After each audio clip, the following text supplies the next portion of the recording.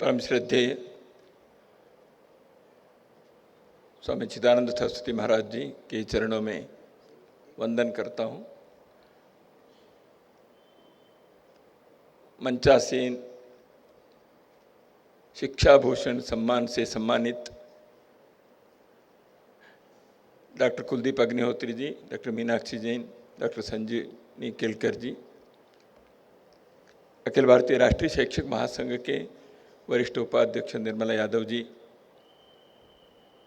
श्री शिवानंद सिंदन केरा जी, महेंद्र जी, कल्पना जी, नारायण लाल जी समेत शैक्षिक महासंघ के समस्त कार्यकर्ता बंधु एवं भगिनी, यहाँ इस कार्यक्रम में उपस्थित सभी बंधु भगिनी, आज इस कार्यक्रम में उपस्थित होकर स्वयं जैसे आप सबको ही अनुभव हुआ होगा उसी प्रकार एक आनंद और धन्यता के भाव में मैं भी यहाँ उपस्थित हूँ। इस व्यास सभागृह में शिक्षा भूषण सम्मान होना अपने आप में अर्थपूर्ण है। व्यास जी को हम कहते हैं वो आदि गुरु है, इसलिए व्यास पूर्णिमा को गुरु पूर्णिमा के रूप में ही अपनी संस्कृति में हम मनाते आए हैं। तो इसलिए व्यास सभागृह में ही ऐसे एक गुरुओं के, शिक्षकों के, आचार्यों के प्रति सम्मान प्रकट रूप से व्यक्त करना अपने मन में तो रहता ही है, उसको इस प्रकार अभिव्यक्त करने से एक परंपरा को, एक सांस्कृतिक प्रवाह को हम आगे बढ़ाते हैं। यह स्वयं अपने अंतःशुद्धि के लिए और समाज के शुद्धि के लिए आवश्यक है। सम्मानित होने वाले व्यक्ति को लगता है ठीक है, आपने सम्मान किया है, मैंने केवल ये सम्मान नहीं ले रहा हूँ या ले रही हूँ, ये समस्त लोगों के लिए, ऐसे उनके नम्रता के भाव से वो कहते हैं और उस भाव के वो प्रामाणिकता से अनुभव करते ही हैं। लेकिन सम्मान क्यों करना चाहिए? सम्मान से आपने सम्मान पत्र में भी कहा, राष्ट्रीय शैक्षिक महासंघ स्वयं को गौरव अनुभव करता है। ये केवल शब्दों में प्रकट करने के विषय तो नहीं है, अच्छा लगता है इसलिए कहें, ऐसे नहीं है। राष्ट्र के जो जागृति के, जागरण के कार्य, समाज के प्रबोधन का कार्य, यह निरंतर चलना चाहिए। इस प्रकार के कार्य करने की जो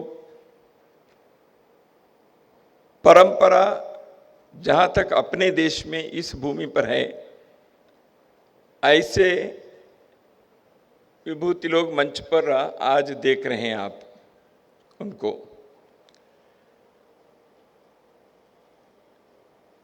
एक है सन्यासी परंपरा, सन्यासी समुदाय अपने देश में जो है, उन लोगों ने समाज के गुरु बनकर राष्ट्र की जागृति के लिए समाज सही मार्ग पर चले, इसलिए स्वयं साधनारत होकर समाज के मार्गदर्शन करने का एक राष्ट्रीय कार्य करते रहते हैं। इसलिए एक आध्यात्मिक क्षेत्र के, धार्मिक क्षेत्र के, साधना का क्षेत्र में यह कार्य गुरुओं से, आचार्यों से, साधु संतों से होता रहा है। दूसरा एक पक्ष है जो विद्यालयों में, गुरुकुलों में इस देश के पीढ़ियों को, आने वाले पीढ़ियों को सुशिक्षित करके उनके अंदर ज्ञान और चारित्र्य, इसके विकास के लिए कार्य करने वाले गुरु समुदाय, आचार्य समूह, शिक्षक समुदाय। तीसरा एक है, वो है समाज में वंचित समुदाय। उनके कोई अपराध नहीं है, लेकिन निरीह लोग, चूंकि वो ऐसे झोपड़ियों में उनका जन्म हुआ, ऐसे बस्तियों में वो पैदा हो गए, जिनके माँ बाप उनके लिए अधिक नहीं कर सकते हैं, ऐसे जो हतभाग्य लोगों के समुदाय हैं, वो समाज में अनाथ नहीं होने चाहिए।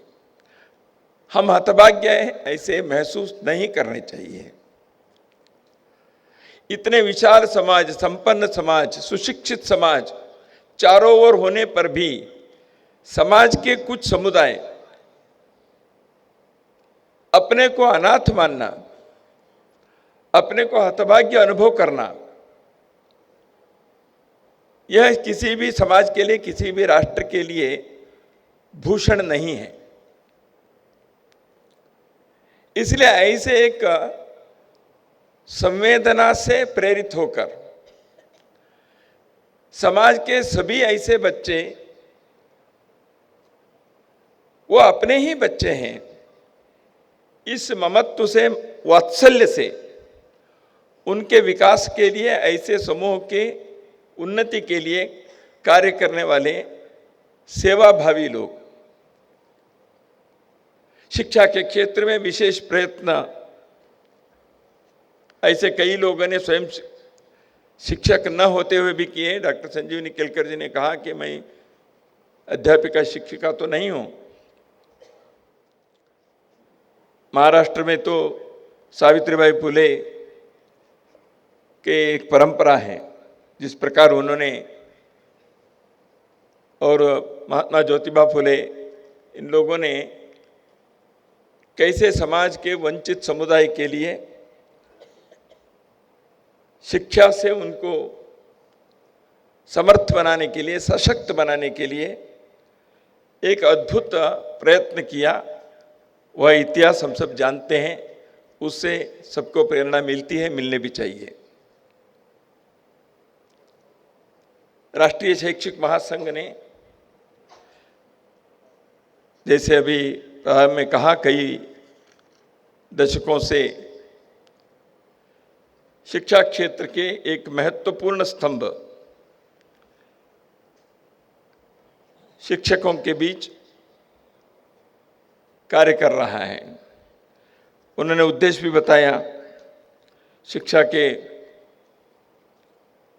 क्षेत्र में अपने मांगे पूरी होने के लिए ट्रेड यूनियनिज्म से काम करने का काम कुछ लोग करते हैं। शिक्षकों के लिए समाज के पोषण और सरकार के सहूलत, यह समाज के किसी भी समुदाय के लिए जैसे मिलना चाहिए, वह उपलब्ध होना ही चाहिए। ये समाज और शासन के कर्तव्य है। और शिक्षकों को किसी भी समाज में सड़क पर उतरकर अपने मांगे पूरी करने के लिए यदि आंदोलन करना पड़ा तो वह उस समाज के दुर्भाग्य है। ऐसा नहीं होना चाहिए। लेकिन शिक्षकों का संघ केवल वह करने के लिए नहीं है। शिक्षकों के जो कार्य है वह राष्ट्र की जागृति के लिए यदि है, नई पीढ़ी के निर्माण के लिए यदि है, समाज के संस्कृति के प्रवाह को सशक्त बनाकर आगे की पीढ़ी को मार्गदर्शन देने का कार्य यदि है, तो शिक्षक उस दृष्टि से संगठित होना चाहिए। जैसे कहा गया, राष्ट्र के हित में शिक्षा, शिक्षा के हित में समाज, राष्ट्र के हित में शिक्षा, शिक्षा के हित में शिक्षक और शिक्षक के हित में समाज। ये जो व्यवस्था है, ये पद्धति है, ये संतुलन है, इसके आधार पर चलना पड़ेगा। एक दूसरे के पोषक के रूप में, एक दूसरे के रक्षक के रूप में, एक दूसरे के अभिभावक के रूप में यदि यह कार्य होता है तो सभी का हित होगा, समुन्नति होगी।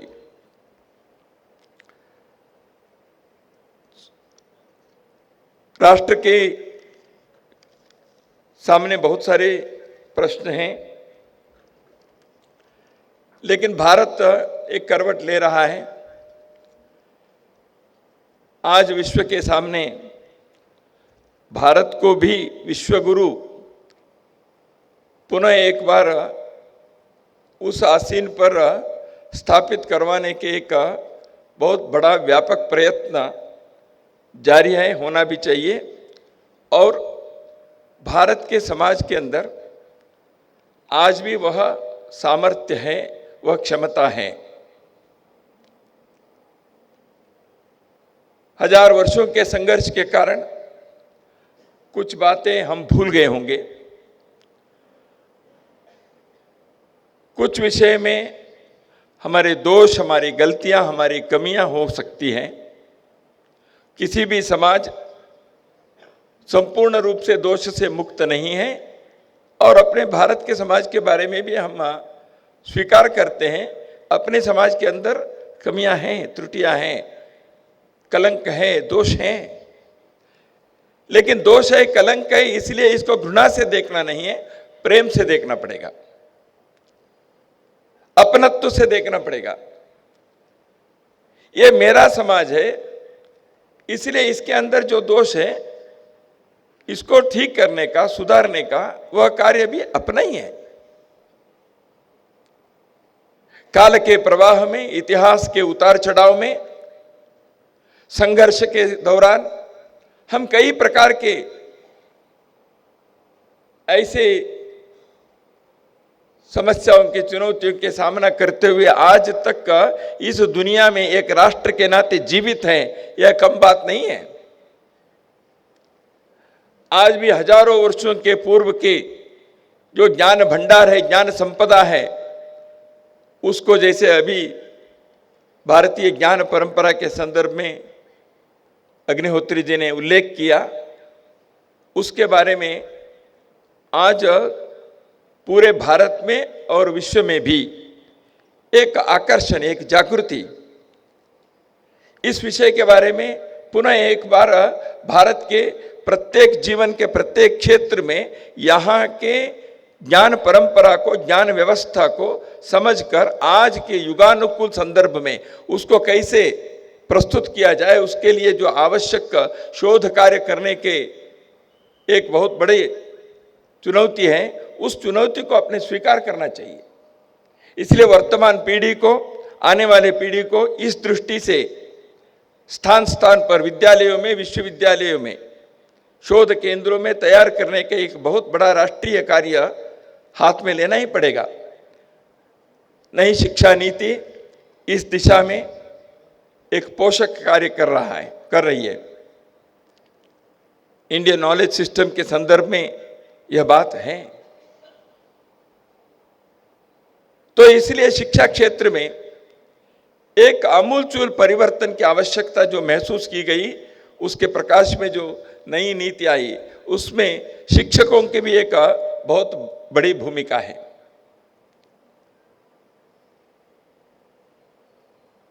दौलत सिंह कोठारी जी के नेतृत्व में 1964 में जो आयोग की संस्तुति आई, उसमें उन्होंने शिक्षण के बारे में, टीचर एजुकेशन के बारे में विशेष रूप से आग्रह करके कहा था, इसमें जो आइसोलेशन है उसको दूर करना चाहिए, यह समग्रता से इंटीग्रेटेड होनी चाहिए। आज शिक्षा नीति उस दृष्टि से अपनी नीति प्रकट की है, क्योंकि शिक्षकों के तैयार करने के जो एक कार्य है, आचार्यों को तैयार करने का कार्य, इस देश के अंदर हजारों वर्षों के शिक्षण की परंपरा में आचार्य शिक्षण, आचार्यों को तैयार करना एक बहुत बड़ा महत्व का काम रहा। गुरुकुलों के काम में यही एक बहुत बड़ी उपलब्धि रही है। परंपरा के बाद नारायण लाल जी ने गुरु परंपरा के बारे में उल्लेख किया। परंपराएं व्यक्ति के जीवन में दो चीजें हैं, एक वंश की परंपरा है और एक विद्या की परंपरा है। वंश योनि, विद्या योनि ऐसे कहा जाता है। मैं किसके बेटा हूं, वो किसके हैं, मेरे दादा कौन है, परदादा कौन है, ऐसे कहकर मेरे जो खानदान है, वंश है, उसके बारे में लोग गर्व महसूस करते हैं। उसी प्रकार मेरे गुरु कौन है, वो किसके शिष्य थे, वो उनके गुरु कौन थे, इस प्रकार की गुरु परंपरा यह इस देश के अंदर गर्व महसूस करने के एक ऐसी बात थी। इसलिए गुरु परंपरा जो है वह केवल एक सांस्कृतिक दृष्टि से गुरु परंपरा की बात नहीं है। एक गुरु, उनके शिष्य, उनके शिष्य, उनके शिष्य। इस कारण से विद्या की जो परंपरा चलती है, ज्ञान की जो परंपरा चलती है, वह केवल पुस्तक के, ग्रंथ के ज्ञान नहीं है, बुकिश नॉलेज के नहीं है, एक आचरण के, व्यवहार के, चारित्र निर्माण के, तद्वारा राष्ट्र निर्माण की एक परंपरा है। इसलिए इस देश के अंदर आचार्यों ने राष्ट्र निर्माण के बहुत बड़ा कार्य किया। एक चाणक्य ने, एक विद्यारण्य ने, जिस प्रकार उन्होंने राज्य निर्माण के लिए वो सिंहासन पर, पीठ पर या दरबार में बैठने की इच्छा एक दिन भी नहीं रखे, लेकिन समाज की रक्षा के लिए, संस्कृति की रक्षा के लिए, धर्म की रक्षा और पोषण के लिए एक योग्य राज्य व्यवस्था की जो आवश्यक है, उस दृष्टि से भी प्रबोधन करने का, जागरण करने का कार्य उस समय के आचार्यों ने किया था। तो यह इस देश की इतिहास है। सामान्य व्यक्ति अपने कुटुंब में कैसे जीवन निभाने चाहिए से लेकर देश के प्रतिनिधित्व करने वाले राजदूत विदेशों में जाता है तो वो कैसे व्यवहार करना चाहिए, तक वहां तक आचार्यों के द्वारा, शिक्षकों के द्वारा शिष्यों को इस प्रकार के ज्ञान देने के, कौशल देने के, व्यवहार और आचरण को सिखाने के एक बहुत व्यापक, विशाल, गहरी परंपरा भारत के अंदर सदियों तक चलती रही। इसलिए इन बातों के कारण भारत एक आत्मसम्मान से, आत्मसामर्थ्य से दुनिया के सामने खड़ा होने का वह कार्य किया था।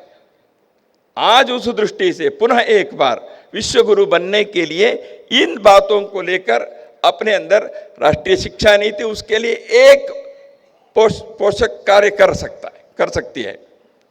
लेकिन जब तक हजारों लाखों लोगों के प्रयत्न, परिश्रम, प्रतिभा के आविष्कार, राष्ट्र के प्रति समर्पण, ये यदि नहीं होता है तो केवल नीति क्या करेगी? No policy is a substitute for good action. कृति आवश्यक है। जैसे संविधान के संदर्भ में पूज्य बाबा साहेब अंबेडकर जी ने कहा था, if the government is a good government, even the bad constitution can be worked out. If the government is a bad government, even the best of the constitution cannot be implemented. इसलिए नीति कैसे है ये अपने जगह पर उसके एक महत्व है, लेकिन उसको उतारने वाले, उसके क्रियान्वयन करने वाले लोग कैसे हैं, उनके चरित्र क्या है, उनके परिश्रम के स्तर क्या है, उनके प्रतिभा की गहराई क्या है, वो किस दृष्टि से समाज को, राष्ट्र को, संस्कृति को, इतिहास को, व्यक्तियों को, अपने शिष्यों को, व्यवस्था को देखते हैं, यह मायना रखता है। इस दृष्टि से अखिल भारतीय राष्ट्रीय शैक्षिक महासंघ के जो उद्यम हैं, शिक्षकों के संगठित करते हुए समाज के सामने एक उदाहरण प्रस्तुत करने का, उस दृष्टि से, उस प्रकाश में जिन्होंने यह कार्य करने के प्रयत्न किया, ऐसे विभूतियों के, ऐसे व्यक्तियों के सम्मान करते हुए हम अपने दिशा क्या है यह स्पष्ट कर रहे हैं। जिनके आज यहां सम्मान हुआ, उनमें से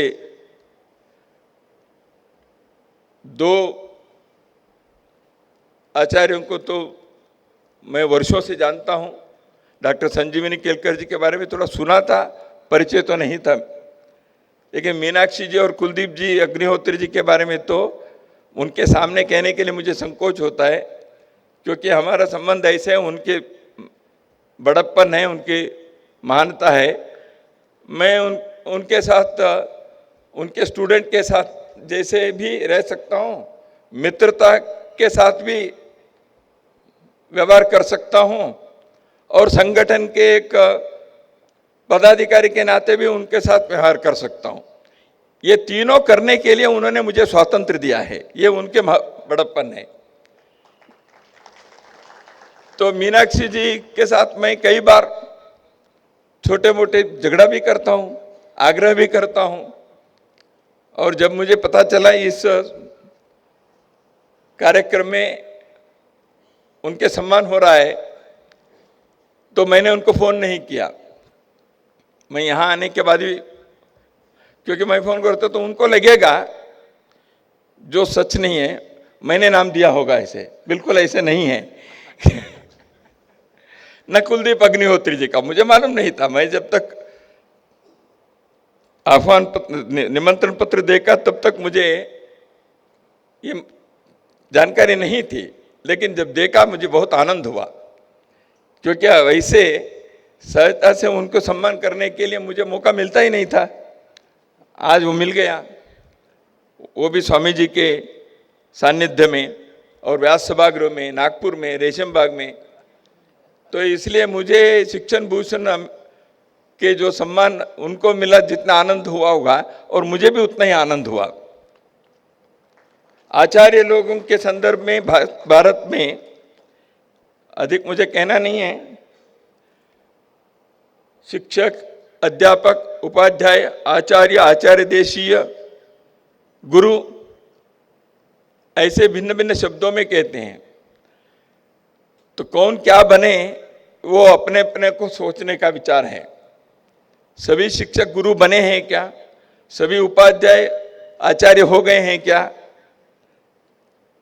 तो यहाँ शायद हरिराम त्रिपाठी जी बैठे हैं, बाद में उसके एक एक अर्थ क्या है आप बता सकेंगे।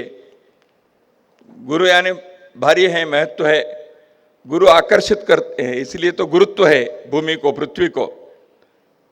पृथ्वी को गुरु होने के कारण वो गुरुत्वाकर्षण है। गुरु आकर्षित करता है या करती है तो क्या है? आकर्षण करने के उनके अंदर वो व्यक्तित्व है, वह ज्ञान है, वह चारित्र्य है, इसलिए दूसरों को आकर्षित करते हैं। तो गुरु के संदर्भ में मैं ज़्यादा लंबा चौड़ा नहीं कहूँगा। गुरु के काम माता और पिता के दोनों के हैं, गुरु को तो है ही, ऐसे कहते हैं। तो इसलिए गुरु, आचार्य तो शिक्षक अपने शिष्यों में स्वयं को देखकर उस दृष्टि से उनको बड़ा करते हैं। गुरु की विशेषता के वर्णन चरक संहिता में जो किया है, उसमें जो एक लंबा है वो, उसमें ये कहा गया है कि समस्त वेदों सार्वदेशिकों जानने वाले, पवित्र जो हो, संवेंद्रिय संपन्न हो, मनुष्यों की प्रवृत्ति व भेद को समझने वाले हो, संपूर्ण शास्त्र पढ़े हो, शास्त्रों की स्मृति भी हो, यानी शास्त्र पढ़ लिया भूल गए ऐसा नहीं है, उनकी स्मृति भी रहनी चाहिए। अहंकार, क्रोध तथा निंदा से जो मुक्त हो, क्लेश सहन करने वाले हो, शिष्य पर अपार प्रेम रखने वाले हो, विषयों को पढ़ाने की कला यह स्वयं जानते हो, और ऐसे आचार्य जो केवल ज्ञान देते नहीं है, शिष्यों को गुण संपन्न बनाते हो। इतने सारे गुण बता दिया। वो सब हो सकता है कि नहीं हो सकता है, वो जीवन भर करने का विषय है। एक दिन आचार्य जो बने, वो विद्यार्थी के नाते स्वयं को आचार्य के नाते गढ़ना चाहिए। हम संघ के प्रचारकों में, प्रचारक प्रशिक्षण में एक बात कहते हैं, प्रचारक एक दिन निकले हैं, घोषणा हो गई प्रचारक करके, तुम प्रचारक घोषणा हो गए तो प्रचारक बन गए, ऐसे नहीं है। अब प्रचारक बनने की यात्रा शुरू हो गई, इसलिए प्रचारक बनने के प्रयत्न करते रहना, प्रचारक बनने के हर प्रकार के प्रयास करते रहना। मुझे लगता है शिक्षक या आचार्य के लिए भी यह बात लागू होती है। शिक्षक या आचार्य के नाते हमने प्रारंभ किया यात्रा, तो यात्रा प्रारंभ करने के बाद आचार्य बनने के लिए, गुरु बनने के लिए प्रयत्न करने हैं। इसलिए स्वयं विद्यार्थी भी है। जो स्वयं विद्यार्थी नहीं है, ऐसे गुरु पूर्ण रूप से गुरु बन नहीं सकते। इसलिए गुरु को शिष्य भी बनना पड़ता है, लेकिन गुरु के नाते, आचार्य के नाते अपने भूमिका निभाते हुए माता और पिता भी बनने हैं। और कहा गया है कि आचार्य बाहर की चीजों के सिखा सकते हैं, लेकिन मनुष्य के अंदर को भी झांक कर देखने के बात उनके अंदर वो निर्माण करने चाहिए। उपनिषद की बात है, कश्चित् वीरः प्रत्यगात्मानम् आवृत्तम चक्षुः अमृतमिच्छन्।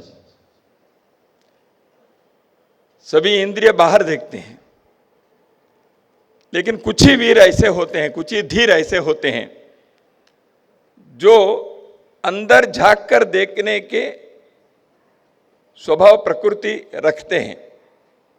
इसलिए उस आवृत्त चक्षु को अमृतत्व मिच्छन, अंदर प्रत्यगात्मा होने के, इसको जागृत करना, यह शिक्षक के काम है। इसलिए श्री अरबिंदो ने जो शिक्षकों के लिए कहा, महर्षि अरबिंदो ने, the first principle of true teaching is that nothing can be taught. Teacher is not an instructor or a taskmaster. He is a helper and guide. His business is to suggest and not to impose. He doesn't actually train the pupil's mind. He only shows him how to perfect his instruments of knowledge and helps and encourages him in the process. He doesn't impart knowledge to him.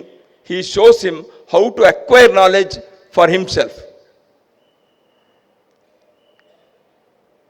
इसलिए मैंने एक जगह पर पढ़ा, अपने उपनिषद में कहते हैं, शिक्षक का मार्गदर्शक है, मार्ग बनाते हैं, बताते हैं, चलाने के सिखाने का काम उनका नहीं है। तुम भी मेरे जैसे मार्ग बनाओ अपने जीवन में। आचार्य पादमदत्ते पादम शिष्य स्वमेधया पादम सह ब्रह्मचारिभ्यः पादम कालक्रमेण च। एक चौथाई आचार्य सिखाते हैं, एक चौथाई बाकी मित्रों के कारण सीखता है, और एक चौथाई शिष्य स्वयं अध्ययन करके सीखता है, और एक चौथाई शिक्षा के केंद्र से, विद्यालय से, महाविद्यालय से बाहर निकलने के बाद जीवन में धीरे धीरे धीरे कालक्रमेण सीखता है।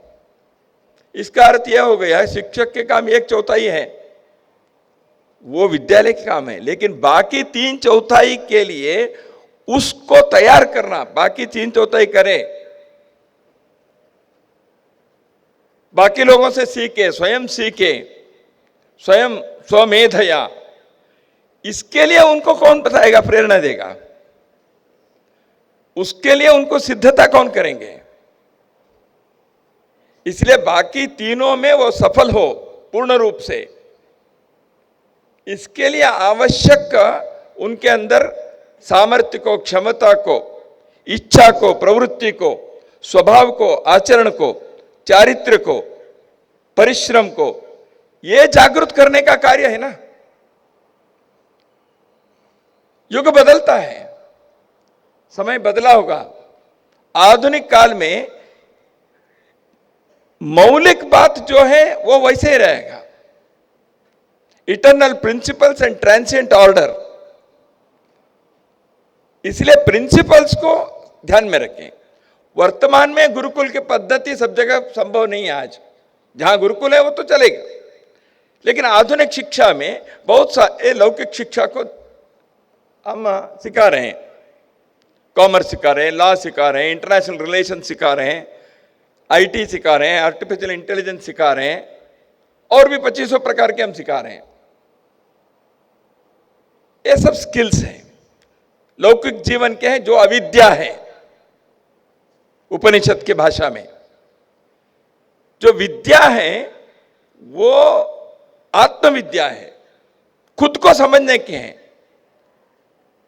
स्वयं को समझकर स्वयं को सर्वत्र जड़ चेतना में देखने के जो विद्या है। मैं और आप अलग नहीं हूं, मैं और ये सृष्टि भिन्न नहीं है। ये जो समझ और उसकी अनुभूति और उसके आधार पर आचरण, सब में मुझे देखना और मेरे अंदर सबको देखना, संजीवनी जी को ये देखने को मिला। इसलिए डॉक्टर केलकर वहां उनके अंदर स्वयं को देखती है और स्वयं के अंदर उनको देखती है। इसी को विद्या कहा है हमारे यहां। लेकिन मनुष्य के निर्माण के लिए नॉलेज, स्किल एंड वैल्यूज, ये तीनों आवश्यक है। केवल नॉलेज नहीं है, वैल्यूज, नॉलेज है वैल्यूज नहीं है, रावण बनेगा। रावण कम नॉलेज वाले नहीं थे। वैल्यूज के अभाव में मनुष्य अहंकारी होता है। ज्ञान है लेकिन स्किल नहीं है, उसको कैसे उपयोग करना है ये आता नहीं है। एक विदेश के शिक्षणवेत्ता ने एक बात बताई थी, नीबर करके उसका नाम है। Education is the acquisition of the art of utilization of knowledge. Education is the acquisition of the art of utilization of knowledge. ज्ञान को कैसे उपयोग करना चाहिए, इस कला को सीखना ये शिक्षण है। इसलिए ज्ञान है, उसके लिए आवश्यक स्किल नहीं है। जीवन के कौशल को भी सीखना पड़ेगा। इसलिए आज हम जिस चरण पर राष्ट्र के नाते हम खड़े हैं, वहां इस देश के अगली पीढ़ी के युवक युवतियां, बालक बालिकाएं, नवजात शिशु, ये सब इस देश को, इस राष्ट्र को उस उच्च स्तर पर ले जाना है। इसलिए उनको तैयार करने के लिए भारत के समाज को एक महान प्रयास करने की आवश्यकता है। उस प्रयास का शुभारंभ हो ही चुका है। भारत के अंदर, भारत के एक यहाँ के आत्मा, यहाँ के स्व, यहाँ के इतिहास के स्मृतियाँ, यहाँ के संस्कृति के प्रवाह के प्रेरणा आज भारत को पुनः एक बार उस मार्ग पर जाने के लिए, उद्यत करने के लिए वह उठ गए हैं, जागृत हो गए हैं। तो अंधेरा दूर होता है तो बहुत सारे जो रात्रि भर काम किए हुए विरोधी शक्तियां भी थोड़ा सा आवाज करती हैं, नहीं करती ऐसा नहीं है, क्योंकि सूर्य को देखने की इच्छा नहीं होती। वो जो बैट्स होते हैं ना, उसको क्या कहते हैं, उनको रात्रि में रहने की इच्छा होती है। तो इसलिए ऐसे वो आवाज करेंगे। क्योंकि वो प्रकाश को देखना और प्रकाश को चाहने वाले लोग नहीं हैं। हम तो प्रकाश को चाहने वाले लोग हैं, प्रकाश को लाने की इच्छा रखने वाले नहीं हैं, प्रकाश के सृजन करने के सामर्थ्य रखने वाले लोग हैं। इसलिए प्रकाश को देखने वाले, प्रकाश को लाने वाले और प्रकाश को सृजन करने वाले समाज को विरोधी तत्वों से न झुकना है न डरना है, लेकिन सावधानी रखनी है। भारत के स्व को जागृत करने के लिए जो एक मंगल वेला आज आई है, इसलिए भारत के सही इतिहास को सामने लाना पड़ेगा। अयोध्या के बारे में पुस्तक लिखने पर क्या संकट झेलना पड़ा, यह मीनाक्षी जी ने जैसे कहा, वो इनके अकेले की कहानी नहीं है, ऐसे सैकड़ों लोगों के हैं। पीएचडी करने के लिए विद्यार्थी गए, उनके प्राध्यापक ने कहा इस विषय पर पीएचडी नहीं करना है, मैं गाइड नहीं बन सकता, तुम्हारा होगा नहीं है, यूनिवर्सिटी में रजिस्टर नहीं होगा। राष्ट्र के संदर्भ में, राष्ट्रीय संस्कृति के संदर्भ में, राष्ट्र के सही इतिहास के संदर्भ में पीएचडी करने के लिए विद्यार्थी जाता है तो यूनिवर्सिटी के प्रोफेसर लोग ऐसे थे, उसको अनुमति नहीं दिए। ऐसे 20 घटनाएं हैं, मैं स्वयं जानता हूं। ऐसे परिस्थिति रही, आप लेख भेजेंगे तो छापने वाले समाचार पत्र इस लेख का कोई उपयोग नहीं है, ऐसे किया था। एक जमाना ऐसे रहा, इस देश के अंदर देश के बारे में बोलना ही घृणा हो गई।